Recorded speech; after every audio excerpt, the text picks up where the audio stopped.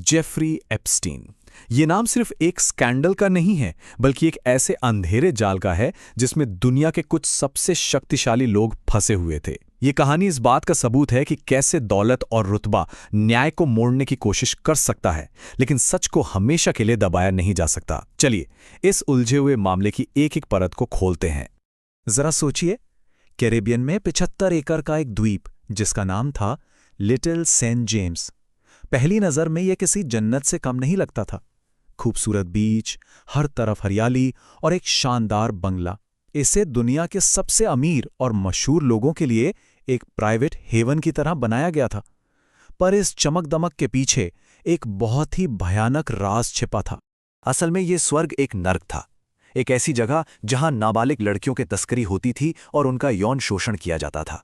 आसपास के द्वीपों पर रहने वाले लोग तो इसे एक ही नाम से जानते थे, पीडोफाइल आइलैंड, यानी बच्चों के यौन शोषण का द्वीप। तो आखिर इस द्वीप पर होता क्या था? कौन लोग थे जो इसमें शामिल थे, और ये पूरा अपराध का नेटवर्क काम कैसे करता था? आइए इस कहानी के किरदारों और उनके कारनामों पर एक नजर डालते हैं। एप्स्टीन का जो सर्कल था, उसे देखकर किसी के भी होश उड़ जाएं। उसकी पार्टियों में शाही परिवार के प्रिंस एंड्रयू, साइंस की दुनिया के दिग्गज स्टीफन हॉकिंग और अमेरिका की सियासत के सबसे बड़े नाम जैसे कि बिल क्लिंटन और डोनाल्ड ट्रंप सब शामिल थे। ये कोई आम पार्टी नहीं थी, ये दुनिया के सबसे ताकतवर लोगों का एक नेटवर्क था। ये सिर्फ शोषण तक ही सीमित नहीं था, ये एक सोची समझी शैतानी पिरामिड स्कीम थी। पहले लड़कियों को मसाज के बहाने फंसाया जाता, फिर उनका शोषण होता और इसके बाद उन्हें और पैसों का लालच देकर मजबूर किया जाता कि वो अपनी ही जैसी और लड़कियों को इस जाल में फंसाएं।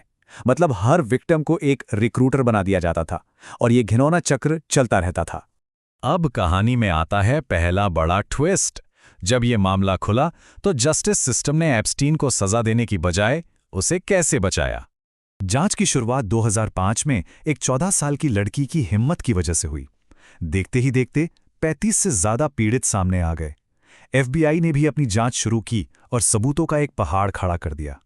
उस वक्त सबको यही लगा कि अब एप्स्टीन का बचना नामुमकिन है, लेकिन वो गलत थे। पर्दे के पीछे एक बहुत ही चौंकाने वाला सौदा हो रहा था। उस वक्त के फेडरल प्रोसिक्यूटर अलेक्जेंडर अकोस्टा ने एप्स्टीन के वकीलों के साथ एक सीक्रेट डील कर ली। इंटरनेशनल सेक्स ट्रैफिकिंग जैसे संगीन आरोप जिनसे उसे उम्र कैद हो सकती थी, वो सब गायब हो गए और उनकी जगह सिर्फ वेश्यावृत्ति के 2 मामूली चार्ज, सजा सिर्फ 18 महीने। और सुनिए, ये कोई आम जेल की सजा भी नहीं थी। एप्स्टीन को एक प्राइवेट विंग में रखा गया था और उसे हफ्ते में 6 दिन में 12 घंटे अपने आलीशान ऑफिस जाने की इजाजत थी।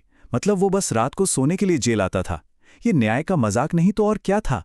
सालों तक ये मामला ठंडे बस्ते में पड़ा रहा। एप्स्टीन आजाद घूम रहा था, लेकिन एक पत्रकार थी जिसने इस केस को जिंदा रखा और उसे अंजाम तक पहुंचाने की ठान ली थी। मियामी हेरल्ड की खोजी पत्रकार जूली के ब्राउन। उन्होंने इस केस को छोड़ा नहीं।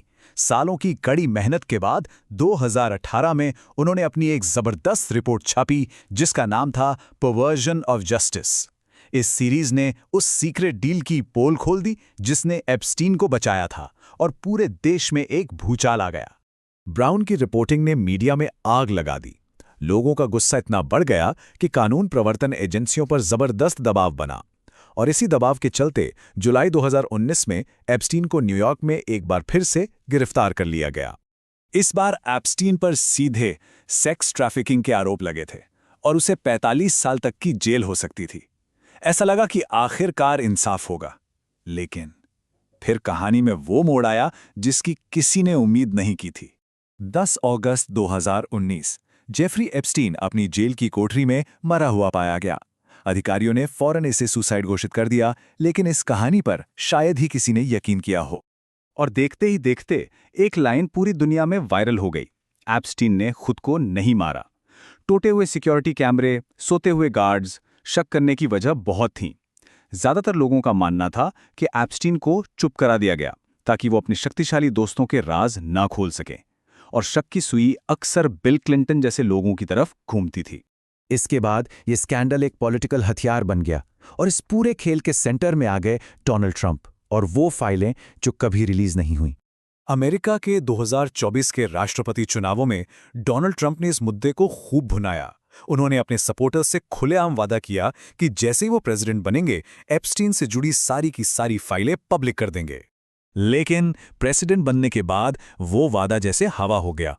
अचानक जस्टिस डिपार्टमेंट ने ऐलान किया कि कोई क्लाइंट लिस्ट मौजूद ही नहीं है, और खुद ट्रंप ने इस पूरे मामले को बोरिंग और डेमोक्रेट पार्टी का धोखा कहकर टाल दिया।